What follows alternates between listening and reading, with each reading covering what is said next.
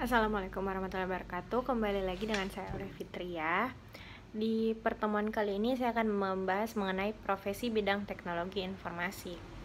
Yang pertama, kita akan membahas mengenai gambaran umum pekerjaan di bidang teknologi informasi. Yang pertama, gambaran umum pekerjaan di bidang teknologi informasi. Dengan posisi tenaga kerja di bidang teknologi informasi yang sangat bervariasi menyesuaikan skala bisnis dan kebutuhan pasar.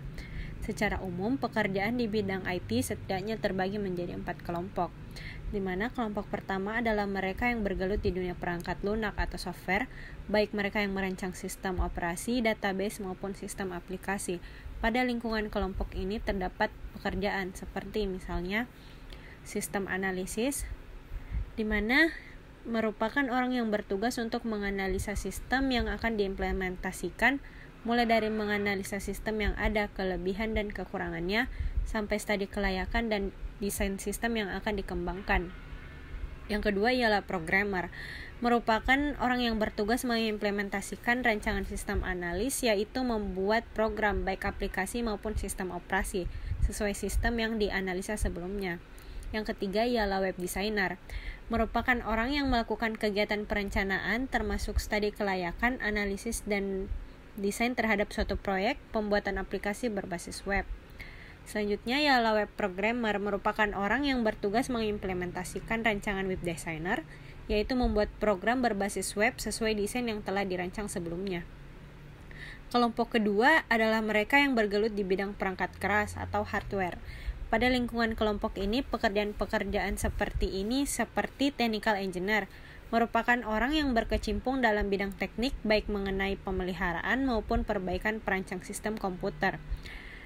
Selanjutnya ialah networking engineer, adalah orang yang berkecimpung dalam bidang teknis jaringan komputer dari maintenance sampai pada troubleshootingnya. Kelompok ketiga adalah mereka yang berkecimpung dalam operasional sistem informasi. Pada lingkungan kelompok ini terdapat pekerjaan seperti EDPO operator, adalah orang yang bertugas mengoperasikan program-program yang berhubungan dengan electronic data processing dalam lingkungan perusahaan atau organisasi lainnya. Selanjutnya ialah sistem administrator, merupakan orang yang bertugas melakukan administrasi terhadap sistem, melakukan pemeliharaan sistem, memiliki kewenangan mengatur hak akses terhadap sistem, serta hal-hal yang berhubungan dengan operasional.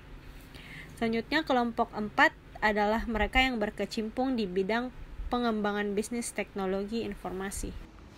Pembahasan yang kedua ialah profesi bidang teknologi informasi sebagai profesi.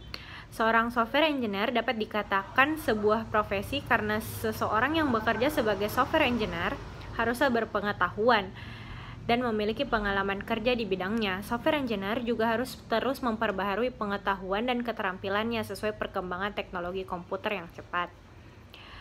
Kompetensi adalah suatu sifat yang selalu menuntut profesional software engineer untuk memperdalam dan memperbaharui pengetahuan dan keterampilannya sesuai tuntutan profesi agar dapat melaksanakan tugas dan tanggung jawabnya secara baik dan benar.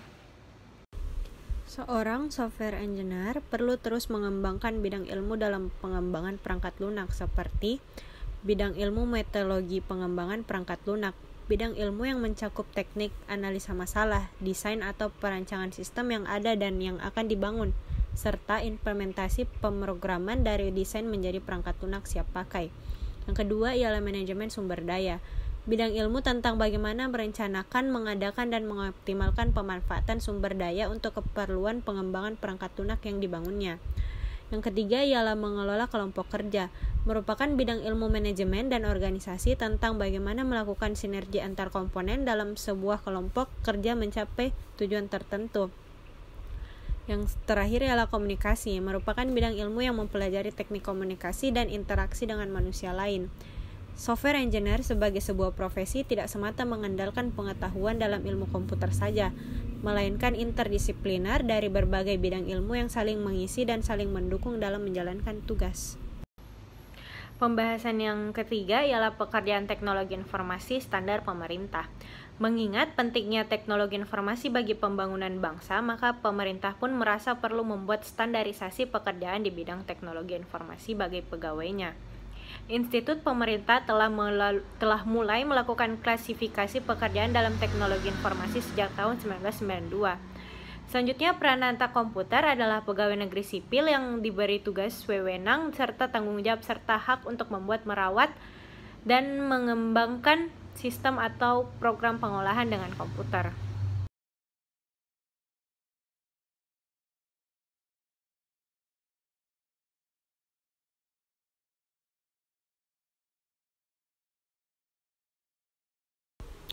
Berikut ialah standarisasi profesi.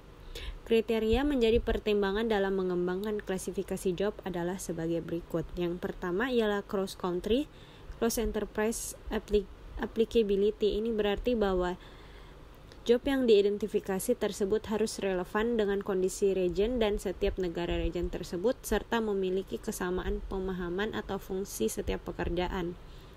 Yang kedua ialah function oriented, bukan title oriented. Klasifikasi pekerjaan berorientasi pada fungsi yang berarti bahwa gelar atau titel yang diberikan dapat saja berbeda, tetapi yang penting fungsi yang diberikan pada pekerjaan tersebut sama. Yang ketiga ialah testable. Klasifikasi pekerjaan harus bersifat testable, yaitu bahwa fungsi yang didefinisikan dapat diuji atau diukur. Yang keempat ialah applicable. Fungsi yang didefinisikan harus dapat diterapkan pada mayoritas profesional IT pada region masing-masing. Setiap jenis pekerjaan menurut skema di atas adalah sebagai berikut. Yang pertama ialah terbimbing. Tingkatan awal dengan 0 sampai 2 tahun pengalaman membutuhkan pengawasan dan petunjuk dalam pelaksanaan tugasnya. Yang kedua ialah madya. Tugas kecil dapat dikerjakan oleh mereka tetapi tetap membutuhkan bimbingan tugas lebih dari 3 sampai 5 tahun pengalaman. Yang ketiga ialah independen atau mandiri. Memulai tugas tidak membutuhkan bimbingan dalam pelaksanaan tugas. Yang kelima ialah programmer, merupakan bidang pekerjaan untuk melakukan pemrograman komputer terhadap suatu sistem yang telah dirancang sebelumnya.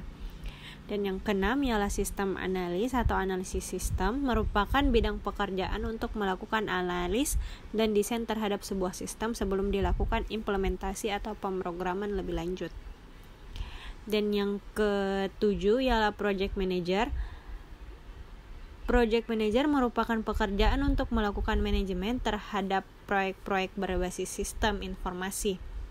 Yang kedelapan ialah instruktur, berperan dalam melakukan bimbingan, pendidikan, dan pengarahan baik terhadap anak didik maupun pekerja level di bawahnya.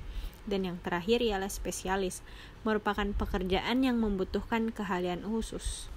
Sekian penjelasan dari saya, kurang dan lebihnya mohon dimaafkan. Wabillahi taufiq wal hidayah. Wassalamualaikum warahmatullahi wabarakatuh.